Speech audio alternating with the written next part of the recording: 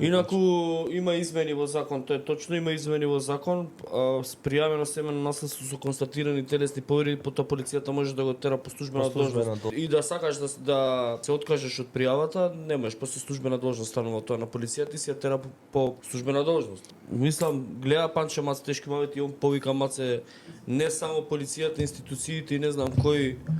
Маце треба да се смени и граѓанското однесување. Значи, некој ќе се знае за ваква работа, не да си гледате само вашата работа. Треба и да се вмешате негде. Не е тоа, не е твоја работа, не се мешај. Така да немојте тоа глеси ја твојата работа. Тоа е такво себично однесување глеси ја твојата работа, тоа е невидено. Малце морате малце поемпатични да бидете, малце посолидарни. Тоа збориме и поднос на корупцијата, случаите на корупција, криминал и така натаму. Значи луѓето мора да развијат една култура на пријавување. Не може ако ти ги затрупаш институциите со пријави дека некаде има проблем, некаде се потврди и така натаму, не може да не се реагира. Претходно, пред внесењето на овие законски измени, пријавата може и жртвата да ја повлече. Претходно кога било пријавувано, таа ги повлекувало пријавите пошто имала право на тоа, а полицијата нема право, не смее да постапува понатака ако нема пријава, бидејќи тоа ќе се смета после за незаконско лишување од слобода или незаконско постапување, ако нема пријава и мора да се повлече службеното лице. Сега со измените во законот пријавата не може да ја повлече. Мислам и да ја повлече, полицијата ги се тера по службена должност.